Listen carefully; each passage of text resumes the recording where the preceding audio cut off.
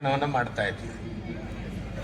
ಇಡೀ ಅಂಕೋಲದಲ್ಲಿ ಓಡಾಡ್ಕೊಂಡು ಬಂದಾಗ ನಮ್ಮ ಗಮನ ಸೆಳೆದದ್ದು ಅಲ್ಲಿಯ ಕಾಂಗ್ರೆಸ್ MLA ಅವರ ಪೋಸ್ಟರ್ ಹಿಂದೂ ಸಮಾಜೋತ್ಸವಕ್ಕೆ ಸಪೋರ್ಟಿವ್ ಆಗಿ ಅವರ ಫೋಟೋ ಇತ್ತು. ಹಿಂದೂ ಸಮಾಜೋತ್ಸವಕ್ಕೆ ಬನ್ನಿ ಅಂತೇಳಿ ಕರೀತಾ ಇತ್ತು. ಇದು ಬಹಳ ಸಮಾಧಾನ ಆಯಿತು. ಹಿಂದೂ ಸಮಾಜ ಅನ್ನೋದು ಒಂದು ಪಕ್ಷಕ್ಕಾಗಲಿ ಒಂದು ಪಾರ್ಟಿಗಾಗಲಿ ಸೀಮಿತವಾದದ್ದಲ್ಲ. ಯಾವುದೇ ಪಾರ್ಟಿನಲ್ಲಿರಲಿ ಆ ಪಾರ್ಟಿಯನ್ನು ಹೊರತುಪಡಿಸಿ ಅವರ ಧರ್ಮ ಅವರ ಮತ ಅಂತ ಬಂದಾಗ ಅವರ ಆತ್ಮ ಸಾಕ್ಷಿಯಾಗಿ ಅವರು ಮೊದಲು ಹೇಳಬೇಕಾದ್ದು ನಾನು ಹಿಂದೂ ಧರ್ಮವೇ ಅಂತೇಳಿ, ಆಮೇಲೆ ಪಾರ್ಟಿ ಪಕ್ಷ. ಅವರು ಸತ್ತಾಗ ಯಾವ ಪಾರ್ಟಿಯಿಂದ ಆ ಪಾರ್ಟಿ ಸಂಪ್ರದಾಯದಂತೆ ಅವರ ಶವ ಸಂಸ್ಕಾರ ಮಾಡೋದಿಲ್ಲ. ಅವರು ಯಾವ ಧರ್ಮದಲ್ಲಿ ಸತ್ತಿದ್ದಾರೆ ಆ ಧರ್ಮದ ಮುಖಾಂತರವೇ ಶವ ಸಂಸ್ಕಾರ ಮಾಡೋದು. ಅವರ ಮಕ್ಕಳಿಗೆ ಪಾರ್ಟಿ ಪಕ್ಷದಿಂದ ಮದುವೆಯನ್ನು ಮಾಡಿಸೋದಿಲ್ಲ. ಅವರು ಯಾವ ಧರ್ಮದಲ್ಲಿದ್ದಾರೆ ಅದೇ ಪಾರ್ಟಿ ಪಕ್ಷದ ಅದೇ ಧರ್ಮದಿಂದ ಮದುವೆ ಮಾಡಿಸೋದು. ಹೀಗಿರ್ಬೇಕಾದ್ರೆ ಮೊದಲು ನಮ್ಮ ಧರ್ಮ ಅಂತ ಆಗ್ಬೇಕು. 1000 ವರ್ಷಗಳಾಯ್ತು ನಮ್ಮಲ್ಲಿ ಕೂಲಿ ಕೆಲಸಕ್ಕಂತ ಬಂದಂಥವರು, ಗುಲಾಮರಾಗಿ ಬಂದಂಥವರು ಈ ದೇಶವನ್ನೇ ಆಳಿದ್ರು. ಗುಲಾಮಿ ಸಂತತಿ ಅಂತ ನಾವು ಓದಿದ್ವಿ. 1000 ವರ್ಷಗಳಿಂದ ಬೇರೆಯವರು ಅಡಿಯಾಳಾಗಿ ನಾವು ಇದ್ವಿ.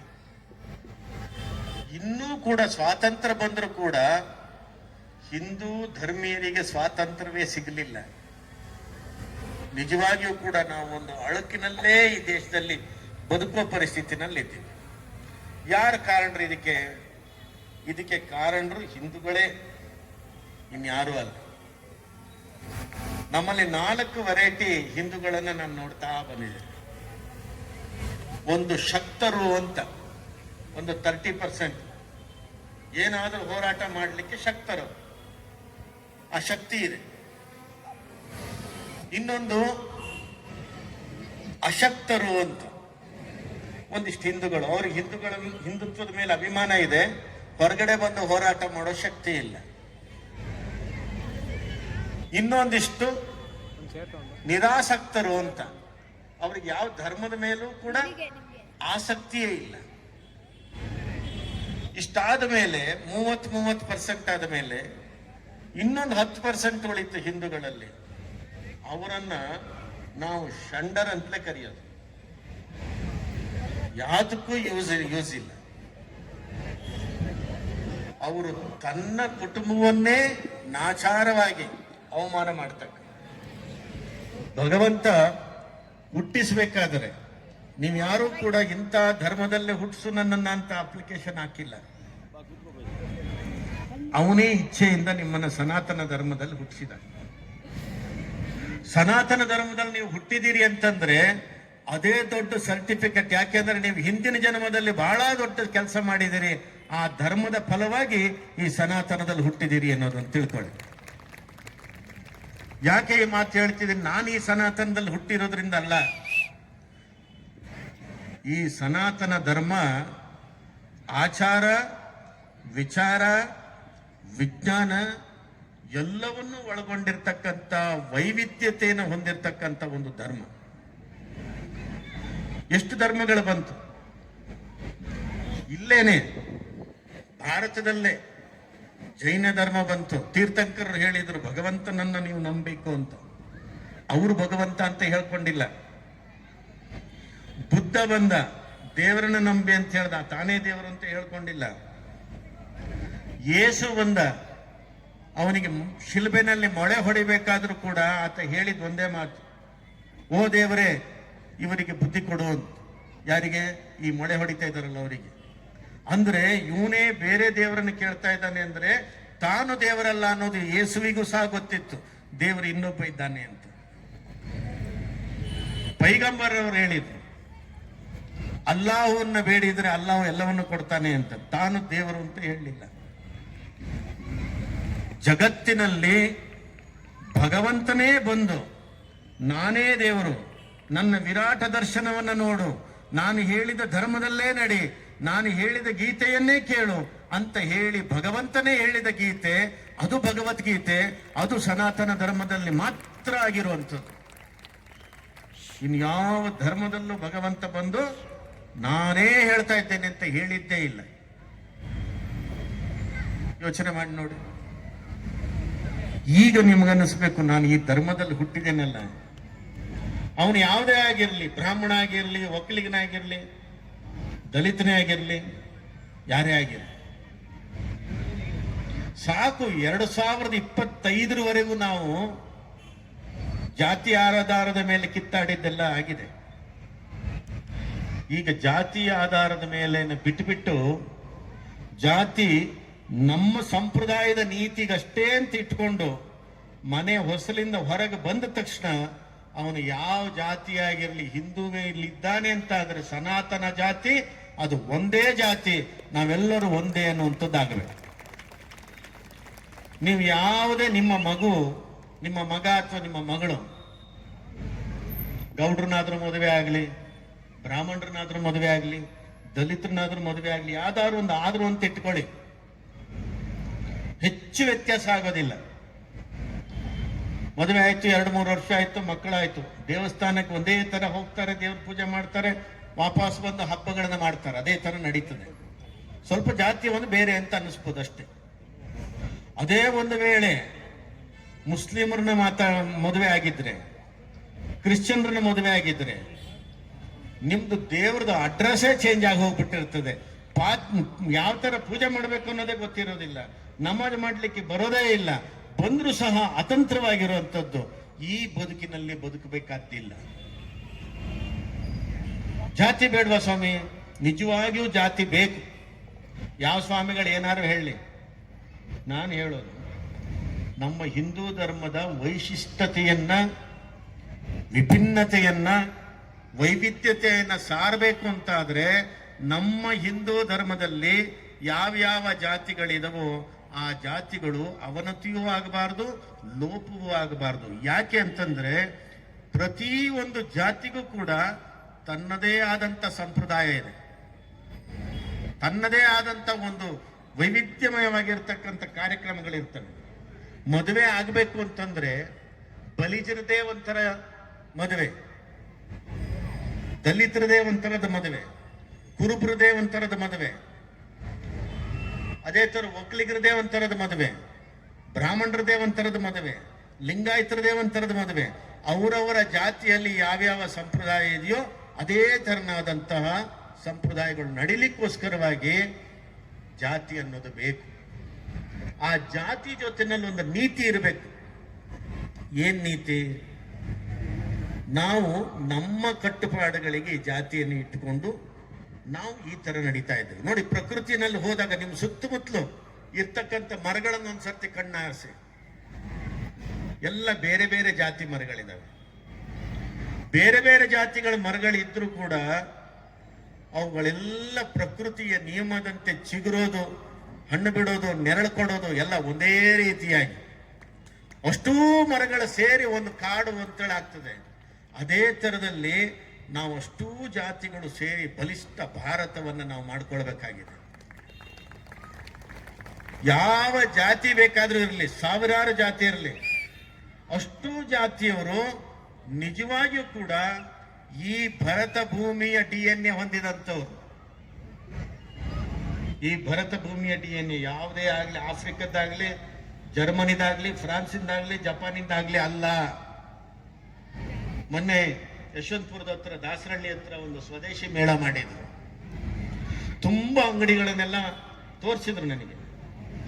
ಗಾಣದಲ್ಲಿ ಎಣ್ಣೆ ತೆಗೆಯೋದನ್ನೆಲ್ಲ ತೋರಿಸಿದ್ರು. ಬಟ್ಟೆ, ಧಾನ್ಯ, ಅಡಿಗೆ, ಉಡಿಗೆ, ತೊಡಿಗೆ ಎಲ್ಲ ತೋರಿಸಿದ್ರು. ಎಲ್ಲರೂ ಭಾಷಣ ಮಾಡಿದ್ರು, ನಮ್ಮ ಸ್ವದೇಶಿದ ವಸ್ತುಗಳನ್ನೇ ನಾವು ಮಾಡ್ಕೋಬೇಕಿನ್ಮೇಲೆ ಅಂತ. ನಾನು ಮಾತ್ರ ಈ 5 ವರ್ಷದಿಂದ ಬೇರೆ ಹೋರಾಟ ಮಾಡ್ತಾ ಇದ್ದೇನೆ.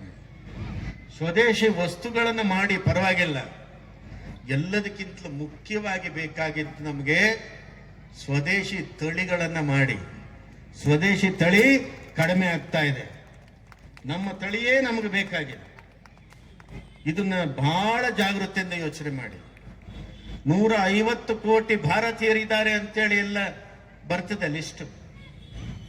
150 ಕೋಟಿ ಭಾರತೀಯರಲ್ಲಿ ನಿಜವಾಗಿಯೂ ನೀವು ಲೆಕ್ಕಾಚಾರ ಹಾಕಿ ನೋಡಿದ್ರೆ ಹಿಂದೂಗಳು ಅಂತ ಇರೋದು ಕೇವಲ 67 ಕೋಟಿ ಮಾತ್ರ. ಅರ್ಧಾಂಶ ಅಂತ ಆಗ್ಬೇಕಾದ್ರೂ 75 ಕೋಟಿ ಇರಬೇಕಲ್ಲ. 75 ಕೋಟಿ ಇಲ್ಲ.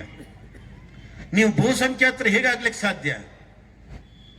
ನಾನು ಯಾವುದೇ ಬೇರೆ ಭಾಷಣಗಳನ್ನು ಮಾಡ್ತಿಲ್ಲ. ನಮ್ಮ ಕುಟುಂಬದ ಒಳಗಡೆ ಸಮಸ್ಯೆಗಳನ್ನಷ್ಟೇ ನಾನು ನಿಮ್ಮ ಮುಂದೆ ಹೇಳ್ತಾ ಇರೋದು. 67 ಕೋಟಿ ಇದ್ದೀವಿ. ಹಾಗಾದ್ರೆ 150 ಕೋಟಿನಲ್ಲಿ ಬೇರೆಯವರು ಯಾರಿದ್ದಾರೆ ಯೋಚನೆ ಮಾಡಿ. ನಿಮ್ಮ ಸರ್ಕಾರಿ ಲಿಸ್ಟಲ್ಲಿ ಮಾತ್ರ ಒಂದಿಷ್ಟು ಹಿಂದೂಗಳು ಅಂತಿದ್ದಾರೆ. ಆದ್ರೆ ಅವ್ರು ಕರ್ಕೊಳ್ಳುವಂತ ಜಾತಿ ಬೇರೆ ಬೇರೆನೇ ಆಗಿ ಹೋಗಿದೆ. ಇಡೀ ಭಾರತದ 7 ಸಿಸ್ಟರ್ ಅನ್ನುವಂತ 7 ರಾಜ್ಯಗಳು, ಈಶಾನ್ಯದ 7 ರಾಜ್ಯಗಳಲ್ಲಿ 6 ರಾಜ್ಯ ಪೂರ್ತಿ ಕ್ರಿಶ್ಚಿಯನ್ ಆಗಿದ್ದಾರೆ. ಇನ್ನು ಅದಕ್ಕಿಂತ ಕೆಳಗಡೆ ಬಂದರೆ ವೆಸ್ಟ್ ಬೆಂಗಾಲ್, ಪಶ್ಚಿಮ ಬಂಗಾಳ, ಅಲ್ಲೊಬ್ಳು ತಾಟಕಿ ಸೇರ್ಕೊಂಡ್ಬಿಟ್ಟು ಸಂಪೂರ್ಣ ನಾಶ ಮಾಡಿಬಿಟ್ಟಿದ್ದಾಳೆ. ಅವಳನ್ನೇನು ಈಗ ಸುಪ್ರೀಂ ಕೋರ್ಟ್ ಒಳಗಾಕತ್ತೆ, ನಾವು ಅದನ್ನೇ ಕಾಯ್ತಾ ಇದ್ದೀವಿ. ಇನ್ನು ಯಾವಾಗಾದ್ರೂ ಒಳಗೆ ಹಾಕಿದ್ರೆ ಅಟ್ಲೀಸ್ಟ್ ಒಂದಿಷ್ಟು ಪಶ್ಚಿಮ ಬಂಗಾಳ ಆದ್ರೂ ಉಳಿತದೆ ಅಂತ. ಅದು ಯಾವ ಮಟ್ಟಕ್ಕೆ ಅವಳೊಂದು ಯಾವ ತರದಲ್ಲಿ ಒಂದು ಶ್ವೇತ ಸೀರೆ, ಒಂದು ಬಿಳಿ ಸೀರೆ ಮಾತ್ರ ಉಟ್ಕೊಂಡಿದ್ದಾಳೆ ಬಿಟ್ರೆ ಒಳಗಡೆ ಬಿಳಿ ಇಲ್ಲ. ಇನ್ನು ಕೆಳಗಡೆ ಬಂದ್ರೆ ಒರಿಸ್ಸಾ ಅರ್ಧ ಭಾಗ ಇಲ್ಲ, ಬೇರೆ ಆಗಿದೆ. ಮತ್ತೆ ಕೆಳಗಡೆ ಬಂದರೆ ತಮಿಳ್ನಾಡಲ್ಲಿ ಹೊಸ ಜಾತಿಗಳು ಹುಟ್ಟುಕೊಂಡಿದ್ದಾವೆ. ಅಯ್ಯಂಗಾರಿ Christian, Iyer Christian, Mudaliar Christian, Gounder Christian. ಇದು ಯಾವ್ದಪ್ಪ ಹೊಸ ಜಾತಿ ಅಂತ ನಾವು ನೋಡ್ತಾ ಇರಬೇಕಾದ್ರೆ ಈ 6 ತಿಂಗಳಿಂದ ನಮ್ಮ ಕರ್ನಾಟಕದಲ್ಲೇ ಕಂಡಿತ್ತು ಆ ಲಿಸ್ಟ್. ಕುರುಬ Christian, Lingayat Christian, Gowda Christian, ಇವು ಹೊಸ ಕ್ರಿಶ್ಚಿಯನ್ನು. ಇವು ಕಲಬೆರಕೆ ಕ್ರಿಶ್ಚಿಯನ್. ಇವೆಲ್ಲ ಬೆರಕೆ ಜಾತಿ ಅಂತೀವಲ್ಲ, ಈ ಬೆರಕೆಯಾಗಿ ಹುಟ್ಟಿ ಸಾಯಬಾರದು. ನೀವೇನಾದ್ರೂ ಹುಟ್ಟಿದ ಮೇಲೆ ಆ ಜಾತಿನಲ್ಲಿ ಅದೇ ಅಪ್ಪ ಅಮ್ಮನ ಮರ್ಯಾದೆ ಉಳಿಸ್ಲಿಕ್ಕೋಸ್ಕರ ಅದೇ DNA ನಲ್ಲಿ ಪ್ಯೂರ್ ಆಗಿ ಅದೇ ಜಾತಿನಲ್ಲಿ ಸಾಯ್ಬೇಕೇ ವಿನಃ ಈ ತರ ಬೆರಕೆ ಆಗಿ ಎಲ್ಲ ಸಾಯಬಾರ್ದು. ಬೆರಕೆ ಸಂತಾನದವರಾಗಬಾರ್ದು. ನಿಮ್ಗೆ ಕೃಷ್ಣ ಯಾವ ಜಾತಿನಲ್ಲಿ ಹುಟ್ಟಿಸಿದಾನೋ ಅದೇ ಜಾತಿನಲ್ಲಿ ಸಾಯ್ಬೇಕು. ಅವ್ರು ಯಾರೋ ಎಂಜಲಿ ಭಿಕ್ಷೆ ಕೊಡ್ತಾರೆ ಅಂತ ಹೇಳಿ ನೀವು ಬೇರೆ ಜಾತಿಗೆ ಹೋಗ್ತೀರಿ ಅಂದ್ರೆ ಇಷ್ಟು ದಿನ ಈ ನೆಲ ಹೊತ್ತು ಜಲ ಹೊತ್ತು ಕಾಪಾಡಿದಂಥದ್ದು ಈ ನೆಲದಲ್ಲಿ ನೀವು ಕಡೆಗೆ ಸಾಯ್ಬೇಕಾದ್ರೆ ಒಂದು ವಿಭೂತಿನೋ ಗಂಧನೋ ನಿಮ್ಮ ಹಣೆಗೆ ಹಚ್ಚುವಂತ ಪರಿಸ್ಥಿತಿ ನಿಮಗಿಲ್ಲ ಅಂದ್ರೆ ನೀವು ಯಾವ ಮಟ್ಟಕ್ಕೆ ನೀವು ಹೋಗಿದ್ದೀರಿ ಅನ್ನೋದು ಯೋಚನೆ ಮಾಡಿ. ಕೇವಲ ಹಿಂದೂ ಸಮಾಜದಲ್ಲಿ ಜನರನ್ನು ಮಾತ್ರ ತಿದ್ದಬೇಕಾಗಿಲ್ಲ. ಈಗ ಈ ಪರಿಸ್ಥಿತಿ ಎಲ್ಲಿ ಯಾರನ್ನು ತಿದ್ದಬೇಕಾಗಿದೆ? ಒಂದಿಷ್ಟು ಸಮಾಜ ತಿದ್ದರೋ ಜೊತೆನಲ್ಲಿ ಒಂದಿಷ್ಟು ಸ್ವಾಮಿಗಳನ್ನು ತಿದ್ದಬೇಕಾಗಿದೆ. ಧರ್ಮದ ಹೆಸರಲ್ಲಿ ಧರ್ಮವನ್ನು ಬೋಧನೆ ಮಾಡಬೇಕಾದ ಸ್ವಾಮಿಗಳಿಗೇನೆ ಗಂಧಗಾಳಿ ಗೊತ್ತಿಲ್ಲ ನಾವು ಹಿಂದೂಗಳ ಅಥವಾ ನಾವು ಬೇರೆನೋ ಅಂತ. ಮೊನ್ನೆ 2 ತಿಂಗಳ ಹಿಂದೆ ನಾವು ಎಲ್ಲ ಕೇಳಿದ್ವಿ, ನಾವು ವೀರಶೈವರು, ನಾವು ಹಿಂದೂಗಳಲ್ಲ ಅಂತ. ನಾವು ಲಿಂಗಾಯತರು, ನಾವು ಹಿಂದೂಗಳಲ್ಲ ಅಂತ. ಪಾಪ ಜನ ಏನು ಹೇಳ್ತಾ ಇಲ್ಲ. ಇದು ಯಾವುದೋ ಎಡಬಿಡಂಗೆ ಸ್ವಾಮಿಗಳು ಹೇಳೋದು. ಎಂಥ ಸ್ವಾಮಿಗಳನ್ನ ನಾವು ಈ ಧರ್ಮ ಪಡೆದಿದೆ ಅಂತಂದ್ರೆ ಅವು ಕಟ್ಕೊಂಡಿರೋದೇ ಲಿಂಗ ಕುತ್ತಿಗೆನಲ್ಲಿ, ಶಿವಲಿಂಗನೇ ಕಟ್ಕೊಂಡು ನಾವು ಹಿಂದೂಗಳಲ್ಲ ಅಂತ. ಸರಿ, ಹಿಂದೂಗಳಲ್ಲಿ ಹೋಗ್ಲಿ, ಆ ಲಿಂಗನಾದ್ರೂ ಬಿಚ್ಚಿಟ್ಟು ನಾಳೆಯಿಂದ ಲಂಗನಾದ್ರೂ ಉಟ್ಕೊಳ್ಳಿ, ಅದಾದ್ರೂ ಮಾಡ್ಬೋದಲ್ಲ. ಈ ಕಡೆ ಶಿವಲಿಂಗನೂ ಬೇಕು, ನಾವು ಹಿಂದೂಗಳಲ್ಲ.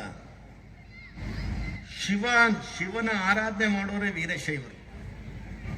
ಈ ಜಗತ್ತು ಕಂಡಂತಹ ಅತ್ಯದ್ಭುತ ಆಧ್ಯಾತ್ಮಿಕ ಜ್ಯೋತಿ ಯಾರು ಅಂತ ಕೇಳಿದ್ರೆ ಬಸವಣ್ಣ.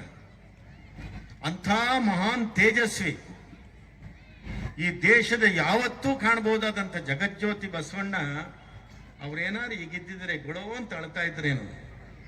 ತಾನು ಮಾಡಿದ ಉದ್ದೇಶ ನಾನೀಗ ಆಗ್ಲೇ ಏನು ಹೇಳಿದ್ನಲ್ಲ, ನೀವು ಯಾವ ಜಾತಿನಲ್ಲಿ ಬೇಕಾದ್ರೂ ಹುಟ್ಟಿರ್ರಿ, ನಿಮ್ಗೆಲ್ಲರಿಗೂ ಶಿವ ಸಿಗಬೇಕು, ನಿಮ್ಗೆಲ್ಲರೂ ಲಿಂಗನ ಕಟ್ಕೊಂಡು ಶಿವನ ಭಕ್ತರಾಗಿ ಅಂತೇಳಿ ಲಿಂಗಾಯತರನ್ನ ಮಾಡಿದಂಥ ಬಸವಣ್ಣ ಇವತ್ತು ಇವರು ನಾವು ಬೇರೆ ಬೇರೆ ಬೇರೆ ಅಂತ ಬಾಯಿ ಬಡ್ಕೊಳ್ಳೋದು ನೋಡಿದ್ರೆ ತಲೆ ಕೆಡ್ತದೆ. ಇನ್ನೊಂದಿಷ್ಟು ಜನ ಸ್ವಾಮಿಗಳು ಬೇರೆನೆ ಕತೆ. ಸಾಬ್ರು ವೇದಿಕೆಯಲ್ಲಿ ಕೂತ್ಕೊಂಡು ಗಣಪತಿಗೆ ಬೈಯೋದು, ದುರ್ಗೆಗೆ ಬೈಯೋದು, ಇದು ತಾನು ಹುಟ್ಟಿರೋದು ಮಾತ್ರ ಕಾವಿ, ಹಾಕೊಂಡಿರೋದು ಮಾತ್ರ ನೊಸಲಿಗೆ ವಿಭೂತಿ. ಸಾಬ್ರಿ ಖುಷಿ ಆಗಲಿ ಅಂತೇಳಿ ನಾವು ನಮ್ಮ ತಾಯಿಯನ್ನ ಬೇರೆಯವ್ರಿಗೆ ಖುಷಿ ಆಗಲಿ ಅಂತ ನಮ್ಮ ತಾಯಿಯನ್ನು ತಗೊಬಂದು ಹೊರಗಡೆ ತಗೊಬಂದು ಅವಮಾನ ಮಾಡೋದಿದೆಯಲ್ಲ, ಅಂತ ಚಾಂಡಾಲರನ್ನ ಯಾವತ್ತೂ ನಾವು ಎಂಟರ್ಟೈನ್ ಮಾಡ್ಲಿಕ್ಕೆ ಹೋಗ್ಬಾರ್ದು. ಇದು ಮೊದಲನೇ ನೀತಿ, ನೀವು ತಿಳ್ಕೊಳ್ಳಿ. ಅಂಥವ್ರಿಗೆ ಕಾಲಿಗೆ ಬೀಳಲಿಕ್ಕೆ ಹೋಗ್ಬಾರ್ದು. ನಾಳೆ ಒಂದು ದಿನ ನಾನೇ ಈ ಧರ್ಮದ ಅವಹೇಳನೆ ಎಲ್ಲರೂ ಮಾಡಿದೆ ಅಂತಂದ್ರೆ ನನ್ನ ಕಾಲಿಗೂ ಕೂಡ ನೀವು ಬೀಳಬಾರ್ದು, ಲೆಕ್ಕಕ್ಕೆ ತಗೊಳ್ಬಾರ್ದು. ನೀವಷ್ಟು ನಿಮ್ಮಲ್ಲಿ ಪಾಸಿಟಿವ್ನೆಸ್ ನಿಮ್ಮಲ್ಲಿ ಇರಬೇಕು. ಈ ಧರ್ಮ ಹೇಳ್ಕೊಟ್ಟಿರುವಂತ ಭಾಷೆ, ಈ ಧರ್ಮ ಕೊಟ್ಟಿರ್ತಕ್ಕಂಥ ಸಂಸ್ಕಾರ, ಈಗಷ್ಟೇನೆ ಕಾಳಿದಾಸ ಬರೆದಿರ್ತಕ್ಕಂಥ ಹಾಡನ್ನ ರಾಜ್ಕುಮಾರ್ ಅವರ ಕಂಠದಲ್ಲಿ ನಾವು ಕೇಳಿದ್ವಿ. ಮಾಣಿಕ್ಯ ವೀಣಾ ಮುಪಲಾಲಯಂತಿ, ಅದು ಸಣ್ಣ ಹುಡುಗ ಗೌರ್ಮೆಂಟ್ ಶಾಲೆನಲ್ಲಿ ಓದೋ ಮಗು ಅಂತದ್ದು. ಎಷ್ಟು ಸ್ಫುಟವಾಗಿ ಎಷ್ಟು ಚಂದವಾಗಿ ಆ ಮಂತ್ರಗಳನ್ನು ಹೇಳ್ತು. ಇಂತಹ ಭಾಷೆಯನ್ನ ನೀವು ಇನ್ನೆಲ್ಲಾದ್ರೂ ಕೇಳಲಿಕ್ಕೆ ಬೇರೆ ದೇಶದಲ್ಲಿ ಸಾಧ್ಯವೇ ಇಲ್ಲ. ಸ್ವಾಮಿ, ನಮ್ಮಲ್ಲಿ ಈಗ ನಡೀತಾ ಇರುವಂತದ್ದು, ನಮ್ಮಲ್ಲೇ ಲವ್ ಜಿಹಾದ್ ನಡೀತಾ ಇದೆ, ಮತ್ತೊಂದಾಗ್ತಾ ಇದೆ ಅಂತೇಳಿ ನಾವು ಬೈಲಿಕ್ಕೆ, ಬೇರೆ ಸಮಾಜವನ್ನ ಬೈಯಕ್ಕೆ ಹೋಗೋದು ಹಿಂದುತ್ವ ಅಲ್ಲ. ನನ್ನ ಪ್ರಕಾರ ನೀವು ಕುರಾನ್ ಬೈದ ತಕ್ಷಣ ಹಿಂದುತ್ವ ಆಗೋದಿಲ್ಲ. ನನ್ನ ಪ್ರಕಾರ ಮುಸ್ಲಿಮರ ಬೈದ ತಕ್ಷಣ ಹಿಂದುತ್ವ ಆಗೋದಿಲ್ಲ. ಕ್ರಿಶ್ಚಿಯನ್ರ ಬೈದ ತಕ್ಷಣ ಹಿಂದುತ್ವ ಆಗೋದಿಲ್ಲ.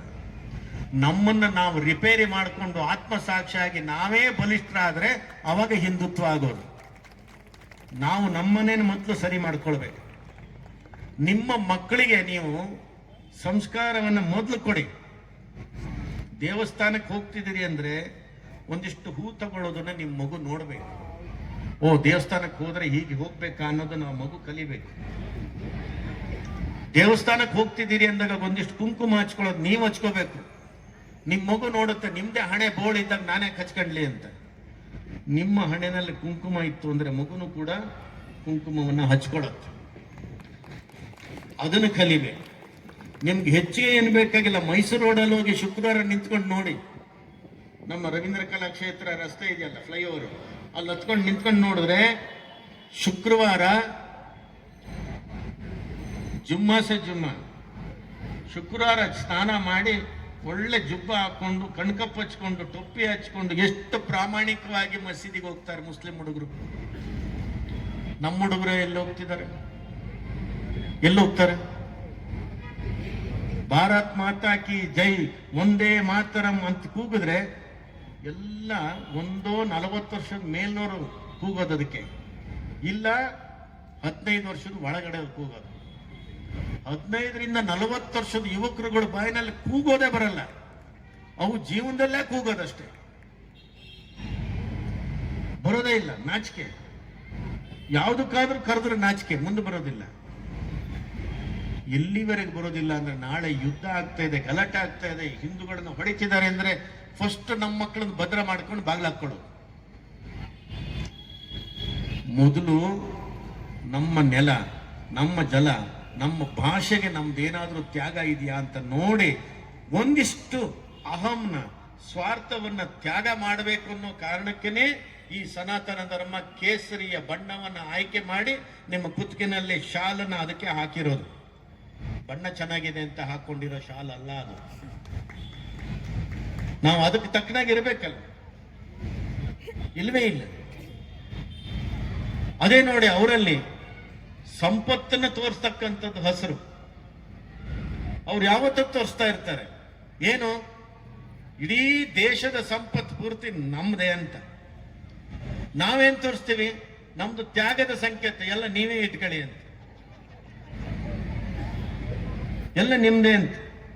ಈಗ ಎಲ್ಲಿವರೆಗೆ ಬಂದಿದ್ದೀವಿ ಅಂತಂದ್ರೆ ದೇಶನ ಇನ್ನು ಸ್ವಲ್ಪ ವರ್ಷದಲ್ಲಿ ತ್ಯಾಗ ಮಾಡೋದಕ್ಕೆ ಹಿಂದೂಗಳು ತಯಾರಾಗಿದ್ದಾರೆ.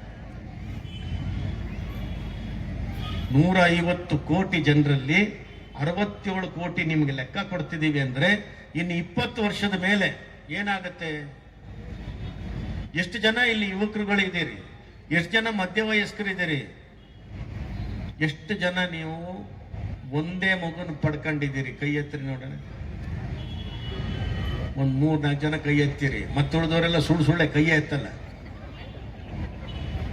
ಒಂದೇ ಮಗುವನ್ನ ಯಾರೆಲ್ಲ ಪಡೆದಿದ್ದೀರಿ ಅವರಷ್ಟೂ ಜನ ಈ ಸನಾತನ ಧರ್ಮಕ್ಕೆ ಮಾಡಿರೋ ದ್ರೋಹನೇ. ಕೇಳ್ಕೊಳ್ಳಿ. 67 ಕೋಟಿ ಆಗಿರೋದೇ ನಿಮ್ಮಂತವರಿಂದ. ಏನ್ ಕೇಳಿದ್ರು, ಯಾಕಪ್ಪ 2 ಮಕ್ಕಳಾಗಿಲ್ಲ 3 ಮಕ್ಕಳಾಗಿಲ್ಲ, ಯಾಕೆ ಕೇಳ? ಸ್ಕೂಲ್ ಫೀಸ್ ಜಾಸ್ತಿ, ಮನೆ ರೇಟ್ ಜಾಸ್ತಿ, ಬದುಕೋದು ಜಾಸ್ತಿ. ಏನ್ ಹೇಳ್ತೀರಿ? ನಿಮ್ಮ ಮನೇಲಿ ಹಳೆ ಪೇಪರ್ ಇದ್ರೆ ಸಾಬಣ್ಣನ ತ್ಯಾಗ ಮಾಡಿ ಆಯ್ತು. ಹಳೆ ಕಬ್ಬಣ ಇದ್ರೆ ಅವನಿಗೆ ತ್ಯಾಗ ಮಾಡಿ ಆಯ್ತು. ಏನಿದ್ರು ತ್ಯಾಗ ಮಾಡಿದ್ರು ಅದನ್ನು ಮಾರಿ ಅವನು 5 ಮಕ್ಕಳ ಜೊತೆನಲ್ಲಿ ಆರಾಮ್ ಬಿರಿಯಾನಿ ತಿಂತಾನೆ. ನಿಮ್ಗೆ ನಾಚಿಕೆ ಆಗ್ಬೇಕು. 2 ಲೋಟ ಹಾಲು ಕುಡಿಯಕ್ಕೆ 1 ಮಗು ಇರುತ್ತೆ.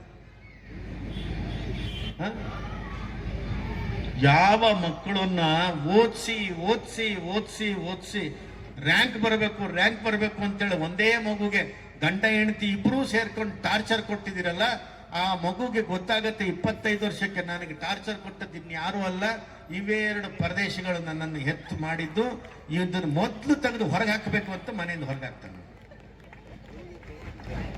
ನೋಡಿ, ತಿಳ್ಕೊಳ್ಳಿ. ಹೆಚ್ಚಿನ ಹಿಂದೂ ಮಕ್ಕಳಿಗೆಲ್ಲ ಇನ್ನೊಂದು 30 ವರ್ಷಕ್ಕೆ ಶುಗರ್ ಬರುತ್ತೆ. ಯಾಕೆ ಬರುತ್ತೆ ಅಂತಂದ್ರೆ ಎಳೆ ಮಗುವಿನಿಂದಲೇ ಶುರು. 7 ಗಂಟೆಗೆ ಎಬ್ಸಾಯ್ತು, ತಗೊಂಡೋಗಿ ಬಾತ್ರೂಮ್ ಅಲ್ಲಿ ಇಟ್ಟಾಯ್ತು, ಅದಕ್ಕೊಂದು ನೀರು ಸುರಿದಾಯ್ತು, ಅದಕ್ಕೆ ನಿದ್ದೆ ಕಣ್ಣಲ್ಲಿ ಇರುತ್ತೆ, ಎಲ್ಲಿಂದ ನೀರು ಬಿತ್ತು ಅನ್ನೋದೇ ಗೊತ್ತಾಗಲ್ಲ ಪಾಪ. ಅದು ಅಂತೂ ಅಯ್ಯೋ ಅಯ್ಯೋ ಅಯ್ಯೋ ಅನ್ನೋಷ್ಟೊತ್ತಿಗೆ ಮುಖಕ್ಕೆ ಒಂದಿಷ್ಟು ಪೌಡ್ರ್ ಹೆಚ್ಚಾಯ್ತು, ಡಬ್ಬಕ್ಕೆ ಕಾಣಿಕೆ ಹಾಕಿದಂಗೆ ಒಂದಿಷ್ಟು ದೋಸೆ ತುಂಡು ತೆಗೆದು ಬಾಯಿಗೆ ಹಾಕಿ ಆಯ್ತು ಅಂತೇಳಿ ಒಂದು ಚಡ್ಡಿ ಹಾಕಿ ಅದು ಯಾವುದೋ ಒಂದು ಸ್ಕೂಲ್ದು ಬಸ್ಸು ಯಾವುದೋ ಒಂದು ಬರ್ತದೆ, ತೆಗೆದು ಹತ್ಲ ಬಾಕ್ಸನ್ನು ಬಿಸಾಡ್ದಂಗೆ ಈ ಮಗುನ ಅದಕ್ಕೆ ಹಾಕಿ ಆಯ್ತು. ಅದು ಎದ್ನೋ ಬಿದ್ನೋ ಅಂತ ಟ್ರಾಫಿಕಲ್ಲಿ ಹೋಗಿ ಅಲ್ಲೇನು ಸ್ಕೂಲ್ ಗ್ರೌಂಡಲ್ಲಿ ಇಳಿತಿದ್ದಂಗೆನೆ ಏನ್ ನೋಡ್ತಾಳೆ ವಿರಾಟ ದರ್ಶನ, ಅವ್ರ ಸ್ಕೂಲ್ ಟೀಚರ್ ನೋಡ್ಬಿಡ್ತಾನೆ. ಅದು ದೇವತೆ ನಿಂತ್ಕೊಂಡ್ಬಿಟ್ಟಿರ್ತದೆ. ಅದರಿಂದ ತಪ್ಪಿಸ್ಕೊಂಡು ಇನ್ನೇನು ಬಿಸಿಲು ಬೀಳೋ ಅಷ್ಟೊತ್ತಿಗೆ ಈ ಮಗು ಎಚ್ಚರ ಆಗಿರುತ್ತೆ.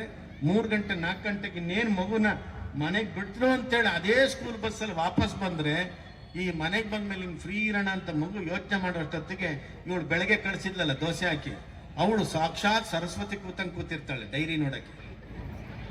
ಈ ಮಗುದು ಡೈರಿ ನೋಡ್ಬಿಟ್ಟು ಇವಳು ಸ್ಟಾರ್ಟ್ ಅಲ್ಲೇ ಏನೇನು ಹೇಳಿದಾರೆ ಇವಳು ಬರ್ಸೋದಕ್ಕೆ. ಇವಳಿಗೆ ಅರ್ಜೆಂಟು, ಆಮೇಲೆ ಬರ್ಸೋಣ ಅಂತಂದ್ರೆ ಇವಳು TV ಸೀರಿಯಲ್ ನೋಡ್ಬೇಕಲ್ಲ. ಆ ಮಗುನ ಹಿಡ್ಕೊಂಡು ಪ್ರಾಣ ತಿಂದು ಬರ್ಸಿ ಅದಕ್ಕೆ ಜೀವನನೇ ಅವಾಗಲೇ ಬೇಡ ಅನ್ನೋಂಗೆ ಆಗೋಗಿರುತ್ತೆ. ಅದಕ್ಕಿನ್ನೂ ಗೊತ್ತಿರಲ್ಲ ಇದು ಎಂಥದೋ ಆಗಿದೆ ನನ್ನ ಲೈಫ್ ಅಂತೇಳಿ. ಲೈಫ್ ಅನ್ನೋದು ಗೊತ್ತಿರಲ್ಲ ಪಾಪ ಅದಕ್ಕೆ. SSLC PUC ಬರ್ತಾ ಇರ್ಬೇಕಾದ್ರೆ ಅದು ಬರೀ ಒಂಥರ ಈ ರೇಷ್ಮೆ ಹುಳು ಸಾಕಿರ್ತೀರಲ್ಲ ಹಂಗಾಗ್ಬಿಟ್ಟಿರ್ತದ. ಅಷ್ಟೊತ್ತಿಗಾಗಲೇ ನಿಮ್ದು ಎಕ್ಸಾಮ್ ಟೆನ್ಷನ್ನು, ಅಮ್ಮನ ಟೆನ್ಷನ್ನು, ಅಪ್ಪನ ಟೆನ್ಷನ್ನು, ಯೂನಿಫಾರ್ಮ್ ಟೆನ್ಷನ್ನು, ಟೀಚರ್ ಟೆನ್ಷನ್ನು, ಎಲ್ಲಾ ಟೆನ್ಷನ್ ಆಗಿ PUC ಟೈಮಲ್ಲಿ ಶುಗರ್ ಬಂದ್ಬಿಟ್ಟಿರ್ತದೆ. ನಿಮ್ಗೆಲ್ಲ 30-40ಕ್ಕೆ ಬಂದಿದೆಯಲ್ಲ, ಇದ್ರೊಳಗಡೆ ನಾನು ದೇವರನ್ನೇ ಹೇಳ್ತೀನಿ, ಒಂದು ಸಾಧಾರಣ 50% ಶುಗರ್ನವರೇ ಕೂತಿಯಾರ ನಂಗೆ ಕಾಣ್ತಾ ಇದೆ. ಈಗಲೇ ಇಷ್ಟು ಶುಗರ್ನವ್ರು ಇದ್ದವರು ನಾಳೆ ನಿಮ್ಮ ಮಗುಗೆ ಇದೇ ತರ ಟೆನ್ಷನ್ ತುಂಬಿ 20-25 ವರ್ಷಕ್ಕೆ ಶುಗರ್. ಇನ್ನು ಹಿಂದೂಗಳ ಸಂತಾನ ಕಡಿಮೆ ಆಗೋದಕ್ಕೆ ಇನ್ನೊಂದು ಕಾರಣ ಇದೆ. ನೀವೆಲ್ಲ ಮಕ್ಕಳ ಹತ್ರ ಆಟ ಆಡಕ್ ಕೊಡೋದೆ ನಿಮ್ಮ ಮೊಬೈಲ್. ಆ ಮೊಬೈಲ್ ಎಲ್ಲಿ ಹಿಡ್ಕೊಂಡಿರ್ತದೆ ಹೇಳಿ? ತನ್ನ ತೊಡೆ ಮೇಲೆ ಹಿಡ್ಕೊಂಡು ಆಡ್ತಾ ಇರ್ತದೆ. ಆ ಮೊಬೈಲ್ನಲ್ಲಿ 1 ಅಥವಾ 2 ಸಿಮ್ ಇರುತ್ತೆ. ಅದು 1 ಅಡಿ ಸುತ್ತಳತೆನಲ್ಲಿ ರೇಡಿಯೇಷನ್ ಬರ್ತಾ ಇರುತ್ತೆ ಸಿಮ್ಮಿಂದು, ಮೇಲಿಂದ ಸ್ಯಾಟಲೈಟ್ ಇಂದ. ಅದು ಆ ಮಗುವಿಗೆ ಗಂಡು ಮಗು ಆಗಿದ್ರೆ ಆ ಮಗುವಿಗೆ ಟೆಸ್ಟಿಸ್ ಮೇಲೆ ಎಫೆಕ್ಟ್ ಆಗುತ್ತೆ, ಹೆಣ್ಣು ಮಗು ಆಗಿದ್ರೆ ಓವೇರಿಯಸ್ ಮೇಲೆ ಎಫೆಕ್ಟ್ ಆಗುತ್ತೆ. ಇಂಥ ಮಗು ಬೆಳೀತಾ ಬೆಳೀತಾ ಪಾಲಿಸಿಸ್ಟಿಕ್ ಓವೇರಿ ಆಗ್ಬಿಡ್ತದೆ ಹೆಣ್ಣು ಮಗು ಆದ್ರೆ. ಗಂಡು ಮಗು ಆದ್ರೆ ಟೆಸ್ಟಿಕ್ಯುಲರ್ ಅಲ್ಲಿ ಪ್ರಾಬ್ಲಮ್ ಆಗ್ಬಿಟ್ಟು ಇನ್ಫರ್ಟಿಲಿಟಿ ಆಗತ್ತೆ. ಈ ಕಡೆ ಅದು ಸಂತಾನ ಕಡಿಮೆ ಆಗ್ತಾ ಹೋಗುತ್ತೆ. ಯಾರು ಸ್ವಾಮಿ ಹಾಳು ಮಾಡ್ಕೊಳ್ತಾ ಇರೋದು?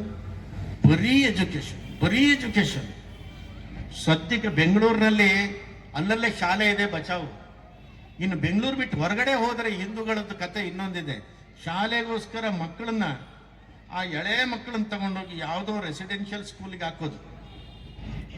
ಆ ಎಳೆ ಮಕ್ಕಳು ಅದ್ರ ಚಡ್ಡಿ ಅದು ಒಕ್ಕೋಬೇಕು, ಅದ್ರ ಬಟ್ಟೆ ಅದು ಒಕ್ಕೋಬೇಕು, ಓದಿಸೋದು ಅಂತ ಗುರುಕುಲ ಅಂತ ಯಾವ್ದಾವುದೋ ಓದಿಸೋದು.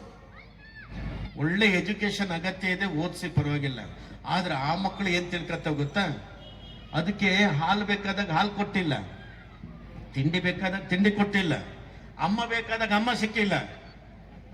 ಯೌವನ ಬಂದ ಮೇಲೆ ಯೋಚನೆ ಮಾಡ್ತಾ ಇರ್ತವ ಅವು, ನನ್ನನ್ನು ಹೆಂಗೆ ತಗೊಂಡೋಗಿ ಈ ಹಾಸ್ಟೆಲ್ನಲ್ಲಿ ಇಟ್ಟು ಬೆಳೆಸಿದ್ರು, ನಾನು ಜಾಬ್ ಸಿಕ್ಕಿದ ಮೇಲೆ ಇವರಿಬ್ರು ಒಂದು ಹಾಸ್ಟೆಲ್ನಲ್ಲಿ ಇಡಬೇಕು ಅಂತ. ಖಂಡಿತ ಇಡ್ತದೆ. ಯಾವ ಹಾಸ್ಟೆಲು? ನೋಡಿ, ನೀವೆಲ್ಲ ಈಗಲೇ ಎಲ್ಲೋ ಕಾರ್ಡ್ ತಗೊಂಬಂದಿದ್ದೀರ, ಅದ್ರ ಅಡ್ರೆಸ್ ಎಲ್ಲ ತಂದಿದ್ದೀರ. ನಮ್ಮ ಬೆಂಗಳೂರಿನಲ್ಲಿ ಬಹುತೇಕ ಮನೆಗಳಲ್ಲಿ ಇವತ್ತಿನ ದಿವಸ, ಎಸ್ಪೆಷಲಿ ನಾನು ಹಿಂದೂಗಳ ಮನೆಯದೇ ಹೇಳ್ತಾ ಇರೋದು, ಏನು ಅಂತಂದ್ರೆ ಓದಿಸಿ ಆ ಮಕ್ಕಳಿಗೆ ಕಡೆಗೆ ಫಾರಿನಿಗೆ ಕಳಿಸೋದು, ಇನ್ನೆಲ್ಲಿಗೋ ಕಳಿಸೋದು. ಬೆಂಗಳೂರಿನಲ್ಲಿ ಇದ್ರು, ಇಲ್ಲಿ ಕತ್ತರಿಗುಪ್ಪನಲ್ಲಿ ಇದ್ರೆ ಮಗ KR ಪುರಮಲ್ಲಿ, ಹೊಸೂರಲ್ಲಿ, ವೈಟ್ ಫೀಲ್ಡ್ ಅಲ್ಲಿ ಇರೋದು. ಅವನು ಬರೋದು 6 ತಿಂಗಳಿಗೋಸ್ಕರ, ಇರೋದು ಮಾತ್ರ ಬೆಂಗಳೂರಿನಲ್ಲಿ. ಗ್ಯಾಸ್ ಬಂದ್ರೆ ಇಲ್ಲಿ ಅದನ್ನ ಫಿಟ್ ಮಾಡಕ್ ಪಕ್ಕದ ಮನೆಯವ್ರು ಬರಬೇಕು. ಇಲ್ಲಿ ಮುದುಕಿ ಮಾತ್ರ. ಇದೆಂತ ಬದುಕ್ರಿ ಇದು? ಯಾವ ಮಟ್ಟಕ್ಕೆ ಹಿಂದೂಗಳು ಇಳಿದು ಹೋಗ್ತಾ ಇದ್ದೀರಿ? ಇಲ್ಲಿ ಕೇವಲ ಹಿಂದೂಗಳು ಬಲಿಷ್ಠರಾಗಬೇಕಾದ ಯಾವ ತರದಲ್ಲಿ ಆಗ್ಬೇಕಾಗಿದೆ?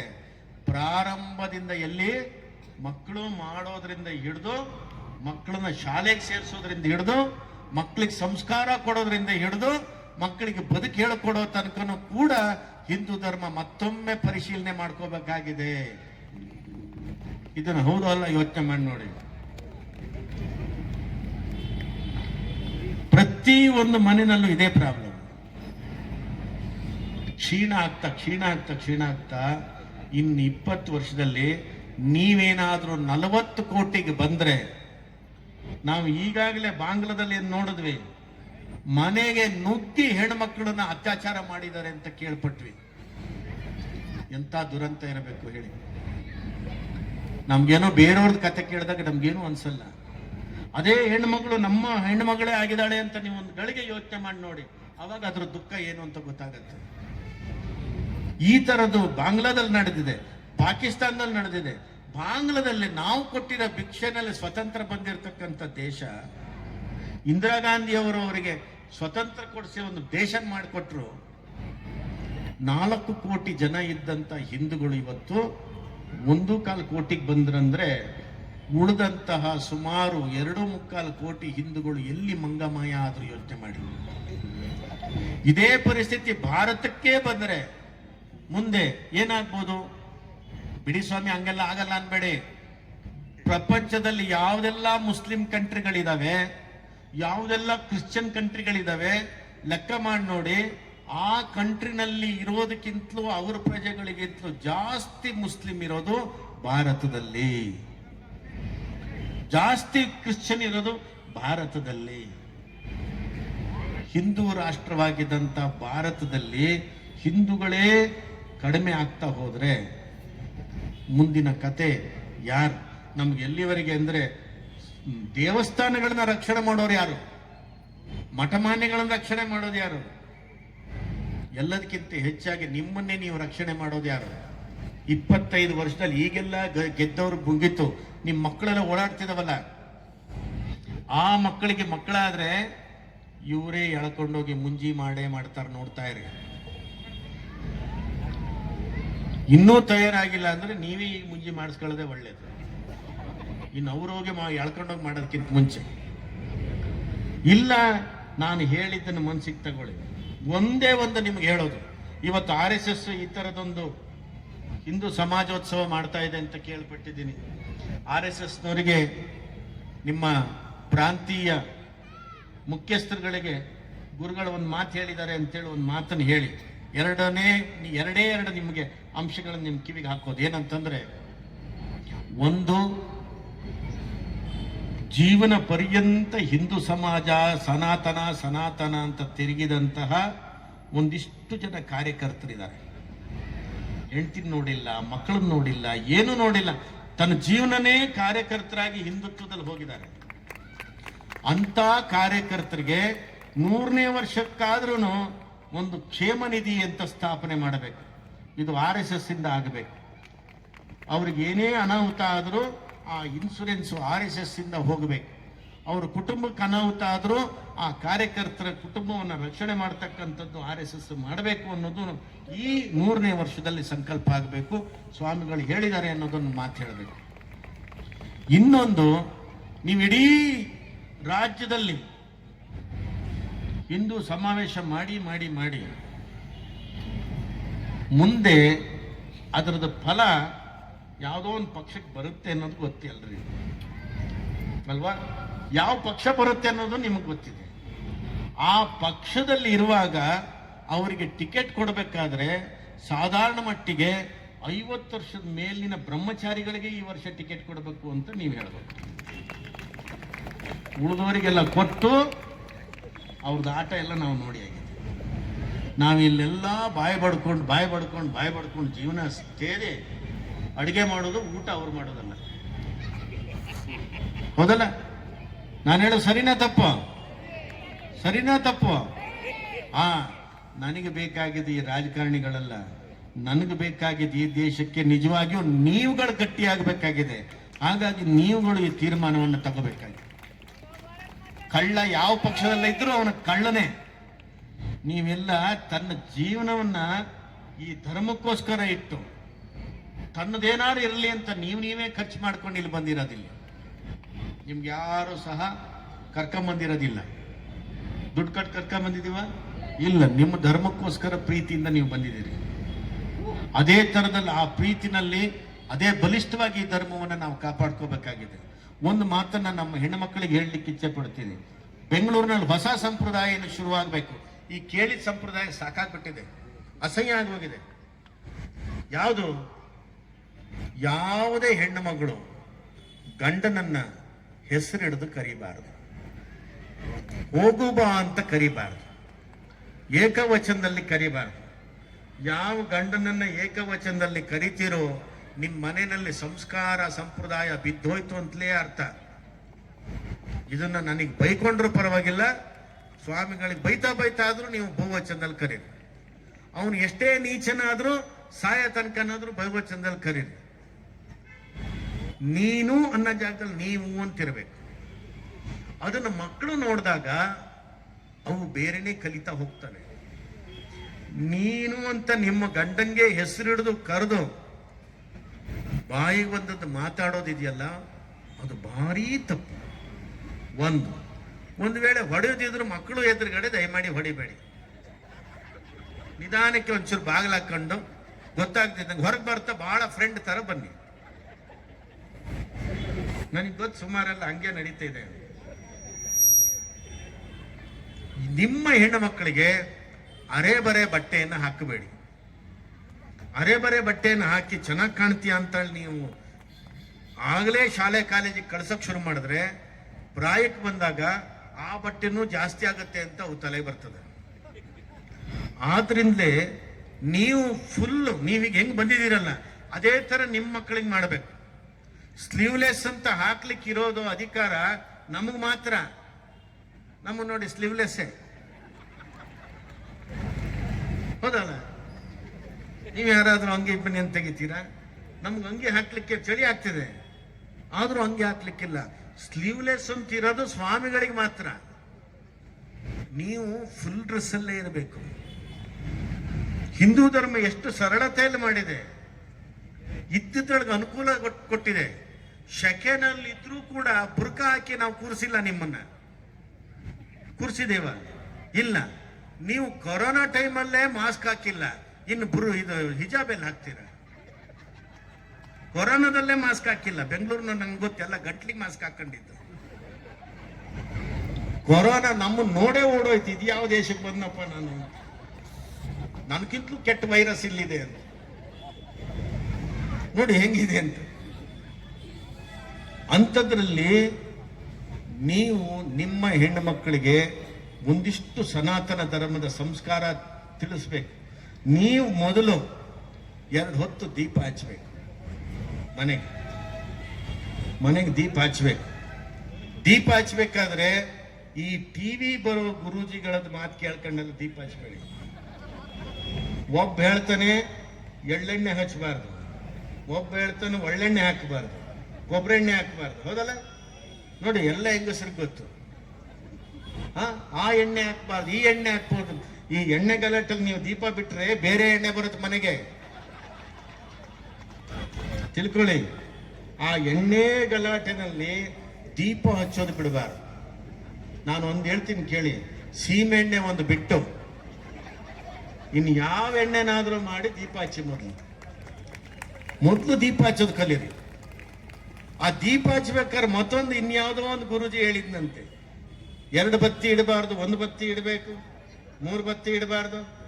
ಈ ಕರ್ಮದ್ದು ಇವೆಲ್ಲ ಹೇಳಿನೇ ಧರ್ಮ ಹಾಳು ಮಾಡ್ತಾರೆ. ನೋಡಿ, ಯಾವ್ದಾದ್ರೂ ಒಬ್ಬ ಸ್ವಾಮಿಗಳು ಟಿವಿನಲ್ಲಿ ಕೂತ್ಕೊಂಡು ಹೇಳ್ಬೇಕು ಅಂದ್ರೆ ಇವನಿಗೆ ನಿಜವಾಗ್ಲೂ ಇವನ್ ಮಾತು ಕೇಳ್ಬೋದಾ ಅಂದ್ರೆ ಒಂದು ಸಿಂಪಲ್ ಆಗಿ ಹೇಳ್ಕೊಡ್ತೀನಿ. ಯಾವ ಗುರೂಜಿ ಮೇಕಪ್ ಇಲ್ಲದೆ, ಆಭರಣಗಳಿಲ್ಲದೆ, ಏನೂ ಇಲ್ಲದೆ ಹೇಳ್ತಾ ಇದ್ದಾನೆ ಅಂದ್ರೆ ಅವ್ನು ನಿಜವಾಗಿ ಸ್ವಲ್ಪ ತಿಳ್ಕೊಂಡಿಯಾನೆ ಅಂತ ಅರ್ಥ. ಈ ಮೇಕಪ್ 25 ಸರ, 25 ನಾಮ, 25 ಅವತಾರ ಮಾಡೋನು ಅವನು ಕಮರ್ಷಿಯಲ್ ಅಂತ ಅರ್ಥ. ಹೌದಲ್ರಿ? ಕಮರ್ಷಿಯಲ್. ಅವನ್ ಮಾತು ಕೇಳಿದ್ರೆ ಭಾರಿ ಕಷ್ಟ ಆಗ್ಬಿಡುತ್ತೆ. ನಾನು ಹೇಳೋದು 2 ಬತ್ತಿನಾರು ಹಾಕಿ, 1 ಬತ್ತಿನಾರು ಹಾಕಿ.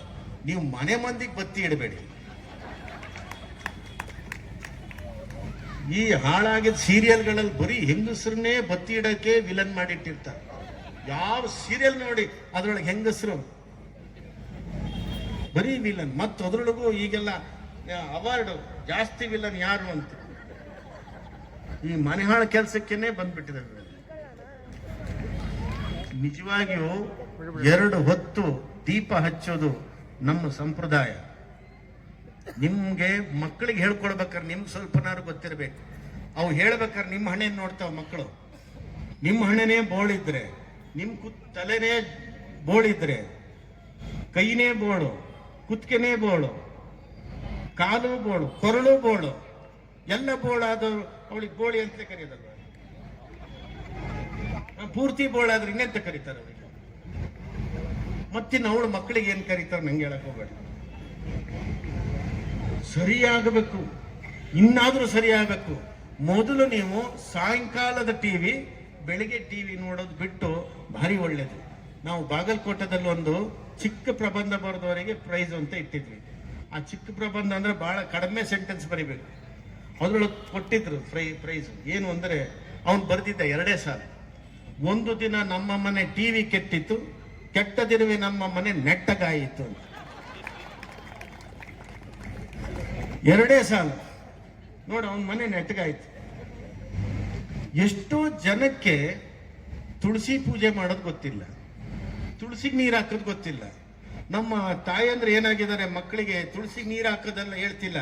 ಮೊದಲು ಮುಖಕ್ಕೆ ನೀರು ಹಾಕೊಂಡ್ರೆ ಸಾಕಾಗಿದೆ, ಎದ್ದವು. ಎಲ್ಲಿಗೆ ಹೇಳ್ತಾವ? 11 ಗಂಟೆ 12 ಗಂಟೆ.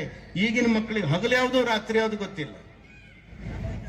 ರಾತ್ರಿ ಜಾಬಿಗೆ ಹೋದಂತ ಮಕ್ಕಳು ಆಯುಷ್ಯ ಕಡಿಮೆ ಆಗುತ್ತೆ ಅನ್ನೋದನ್ನು ವಿಜ್ಞಾನ ಹೇಳುತ್ತೆ. ಯಾಕೆ ಗೊತ್ತಾ? ಪಿಟ್ಯುಟರಿ ಗ್ಲ್ಯಾಂಡ್ ಸ್ಟಿಮ್ಯುಲೇಷನ್ ಮಾಡೋದೇ ರಾತ್ರಿ. ಪಂಚಜ್ಞಾನೇಂದ್ರಿಯಗಳೆಲ್ಲ ಆಫ್ ಆಗಿದ್ದಾಗ, ನಿದ್ರೆಲಿದ್ದಾಗ. ಇವು ಆವಾಗ ಎಚ್ಚರ ಇದ್ರೆ, ಪಿಟ್ಯುಟರಿ ಹಾಳಾಯ್ತು ಅಂದ್ರೆ ಒಂದಕ್ಕೊಂದು ಗ್ಲ್ಯಾಂಡ್ಸ್ ಹಾಳಾಗ್ತವೆ.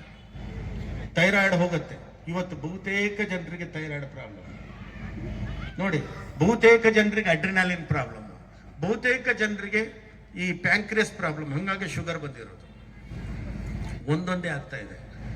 ಹೆಚ್ಚಿಗೆ ಈ ಕಾಯಿಲೆಗಳನ್ನು ನೋಡಿದ್ರೆ ಯಾರಿಗೆ ಗೊತ್ತಾ ಜಾಸ್ತಿ ಇರೋದು?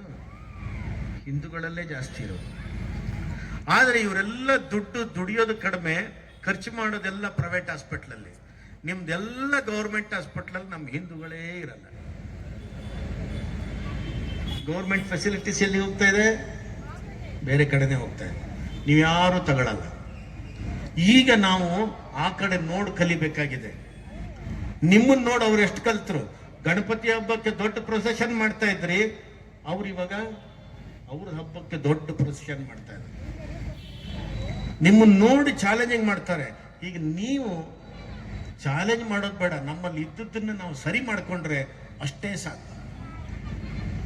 ದಯಮಾಡಿ ಎಲ್ಲ ಹಿಂದೂಗಳಲ್ಲಿ ನಾವು ಇಷ್ಟೇ ಕೇಳೋದು, ನಮ್ಮ ತನವನ್ನು ನಾವು ಫಸ್ಟ್ ನಾವು ರೂಢಿಸ್ಕೊಳ್ಳೋಣ. ಅದ್ರ ಜೊತೆಯಲ್ಲಿ ಭಗವದ್ಗೀತೆಯನ್ನು ಯಾರು ಓದಿದ್ದೀರಿ ಅನ್ನೋದು ಗೊತ್ತಿಲ್ಲ. ಅದರದ್ದು ಕನ್ನಡದ ಅನುವಾದ ಎಲ್ಲರೂ ಸಹ ಸುಲಭದಲ್ಲಿ ಓದ್ಬೋದು. ಎಷ್ಟೋ ಕಾರ್ಯಕ್ರಮಗಳಲ್ಲಿ ಅದು ಅನುವಾದವನ್ನು ಮಾಡ್ತಾ ಇರುವಂಥದ್ದು ನಾವು ನೋಡಿದ್ದೀವಿ. ಎಷ್ಟೋ ಕಡೆ ಹೆಣ್ಣುಮಕ್ಕಳಿಗೆ ಭಜನಾ ಮಂಡಳಿ ಅಲ್ಲಲ್ಲೇ ಮಾಡಿ ಒಂದಿಷ್ಟು ಭಜನೆ ಕಲಿತಕ್ಕಂಥ ಸಂಪ್ರದಾಯ ಹುಟ್ಟಿರುವಂಥದ್ದು ಬಹಳ ಒಂದು ಸಂತೋಷದ ವಿಚಾರ. ಅದೇ ಥರದಲ್ಲಿ ಒಂದು ದೊಡ್ಡ ಒಂದು ಆಂದೋಲನದ ರೀತಿಯಲ್ಲಿ ಸಮಾಜೋತ್ಸವ, ಹಿಂದೂ ಸಮಾಜೋತ್ಸವ ನಡೀತಾ ಇರೋದ್ರಿಂದ ಒಂದು ಸರ್ತಿ ಈ ಹಿಂದೂ ಸಮಾಜದಲ್ಲಿ ಬ್ರೈಟ್ನೆಸ್ ಬರ್ತಾ ಇದೆ. ಆ ಬ್ರೈಟ್ನೆಸ್ನ ಹಾಗೇ ನೀವು ಮುಂದೆ ತಗೊಂಡು ಹೋಗಿ ಅಂತ ಹೇಳ್ತಾ, ನಾನು ಕಡೆಗೆ ಮತ್ತೊಮ್ಮೆ ನೆನಪಿಸ್ತಾ ಇರೋದು, ಪ್ರತಿಯೊಬ್ಬರು ಸಂಕಲ್ಪ ಮಾಡ್ಕೋಬೇಕು. ನಮ್ಮ ಜನಸಂಖ್ಯೆಯನ್ನು ನಾವು ಜಾಸ್ತಿ ಮಾಡ್ಕೋಬೇಕು. ಅದಕ್ಕೋಸ್ಕರ ಎಷ್ಟು ಮಕ್ಕಳು ಪಡಿಬೇಕು? ಒಂಚೂರು ಗಟ್ಟಿನಾರ ಹೇಳ್ರಿ. 3 ಮಕ್ಕಳು ಪಡಿಬೇಕು. ಮುದುಕರಿಗೆ ಹೇಳಿದಲ್ಲ ನಾನು. ನಿಮ್ಮ ಮಕ್ಕಳು ಮತ್ತೆ ಈಗ ನೆಕ್ಸ್ಟ್ ಮದುವೆ ಆಗೋಕ್ಕಿದ್ದವ್ರಿಗೆ ಹೇಳಿದ್ದು, ಗುರುಗಳು ಹೇಳಿದ್ದಾರೆ ಅಂತ ಹೊರಟುಬಿಟ್ಟಿರ. ನೀವು ನಮ್ಮ ಜನರೇಷನ್ನ ಮತ್ತಷ್ಟು ಬಲಿಷ್ಠಗೊಳಿಸ್ತೀರಿ ಅಂತ ಹೇಳ್ತಾ ಇಷ್ಟು ಮಾತುಗಳನ್ನು ಆ ನಾರಾಯಣನ ಪಾದಕ್ಕೆ ಸಮರ್ಪಣೆ ಮಾಡ್ತಾ ಇದ್ದೇವೆ.